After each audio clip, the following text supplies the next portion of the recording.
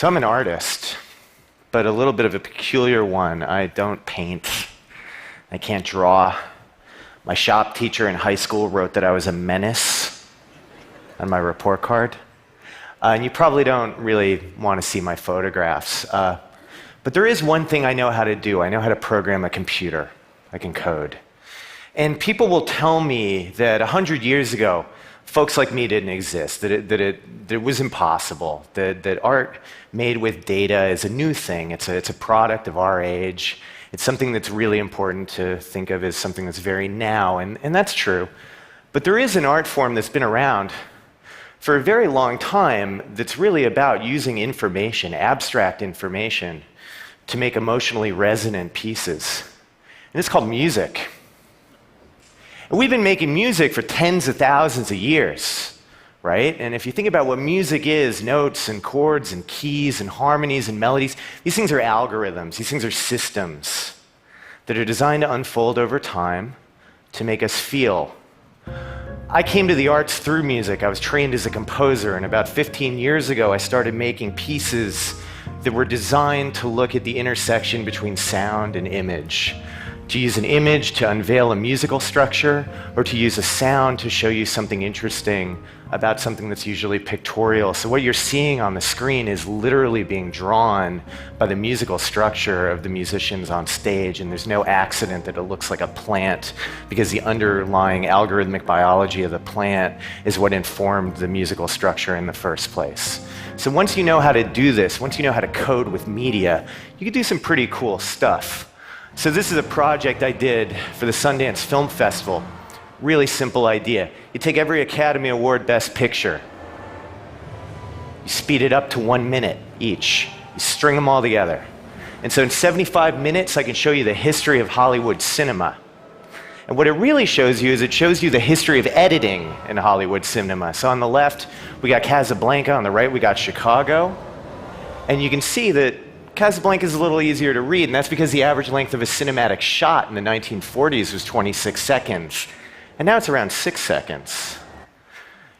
This is a project that was inspired by some work that was funded by the US federal government in the early 2000s to look at video footage and find a specific actor in any video.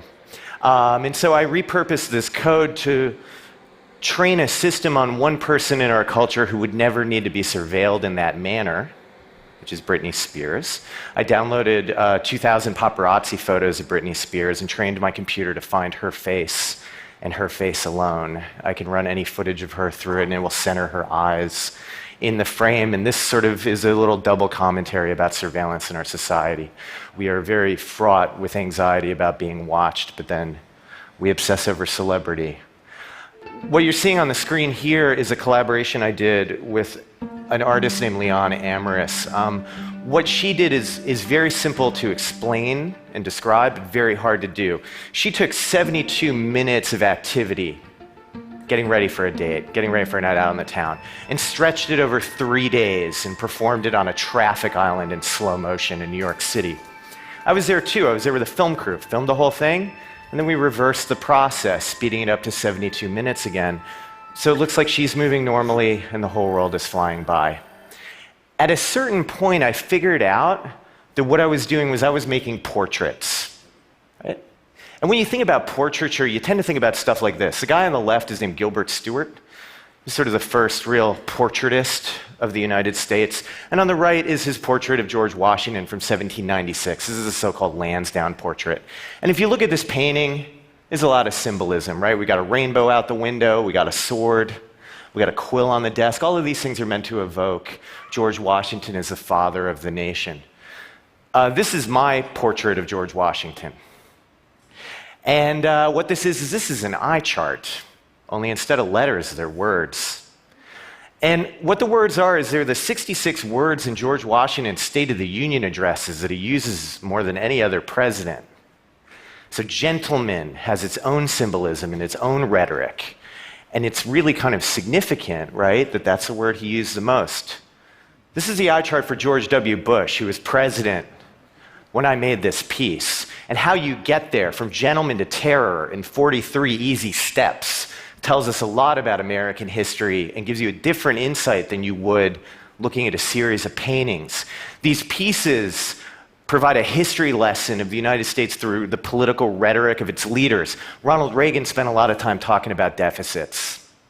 Bill Clinton spent a lot of time talking about the century in which he would no longer be president, but maybe his wife would be. All right? Lyndon Johnson was the first president to give his State of the Union addresses on primetime television. He began every paragraph with the word tonight. And Richard Nixon, or more accurately, his speechwriter, a guy named William Safire, spent a lot of time thinking about language and making sure that his boss portrayed a rhetoric of honesty. This project is shown as a series of monolithic sculptures. It's an outdoor series of light boxes. And it's really important to note that they're to scale. So if you stand 20 feet back and you can read between those two black lines, you have 20/20 vision. Okay, so this is a portrait. And there's a lot of these, right? There's a lot of ways to do this with data. And I started looking for a way to think about how I can do a more democratic form of portraiture, right? Something that's more about my country and how it works. And so every 10 years, we make a census in the United States. We literally count people, find out who lives where, what kind of jobs we got, what language we speak at home. And this is important stuff, right? This is really important stuff. But it doesn't really tell us who we are, right? It doesn't tell us about our dreams and our aspirations. And so in 2010, I decided to make my own census. And I started looking for a corpus of data that had a lot of descriptions written by ordinary Americans. And it turns out that there is such a corpus of data that's just sitting there for the taking. It's called online dating. So, in 2010, I joined 21 different online dating services. As a gay man, a straight man, a gay woman, and a straight woman in every zip code in America, and downloaded about 19 million people's dating profiles, about 20% of the adult population in the United States. I have obsessive compulsive disorder. This is going to become really freaking obvious. Just go with me. Okay? And so what I did was I sorted all this stuff by zip code. Okay? And I looked at word analysis. So these are some dating profiles from 2010 with the word lonely highlighted. If you look at these things topographically, if you imagine dark colors to light colors or more use of the word, you can see that Appalachia, is a pretty lonely place. You can also see that, Nebraska ain't that funny. And this is a kinky map. So what this is showing you is that the women in Alaska need to get together with the men in southern New Mexico and have a good time. Okay, and I have this at a pretty granular level, okay? So I can tell you that men in the eastern half of Long Island are way more interested in being spanked than men in the western half of Long Island. This is going to be like your one takeaway from this whole conference. You're going to remember that fact for like 30 years, okay? Just I'm telling you. Okay, when you bring this down to a cartographic level, you can make maps and you can do the same trick I was doing with the eye charts. You can replace the name of every city in the United States with the word people use more in that city than anywhere else. So if you've ever dated anyone from Seattle, this makes perfect sense. Okay, you got pretty, you got heartbreak, right? You got gig, you got cigarette, right? They play in a band and they smoke, right? And right above that, you can see email. That's Redmond, Washington, which is the headquarters of the Microsoft Corporation. Some of these you can guess. So Los Angeles is acting and San Francisco is gay. Some of these are a little bit more heartbreaking. So in Baton Rouge, they talk about being curvy. Downstream in New Orleans, they still talk about the flood. Folks in the American capital will say they're interesting. People in Baltimore, Maryland will say they're afraid. This is New Jersey. I grew up somewhere between annoying and cynical. And New York City's number one word is now, as in now I'm working as a waiter, but actually I'm an actor, right? Or now I'm a professor of engineering at NYU, but actually I'm an artist, okay? If you go upstate, you can see Dinosaur, that's Syracuse. The best place to eat in Syracuse, New York, is a Hell's Angels barbecue joint called Dinosaur Barbecue. Right, that's where you take somebody on a date. I live somewhere between Unconditional and Midsummer in Midtown Manhattan, and this is gentrified North Brooklyn. So you got DJ and glamorous and hipsters and urbane. So that's maybe a more democratic portrait, right? And the idea was, what if we made red state and blue state maps based on what we want to do on a Friday night? This is a self-portrait.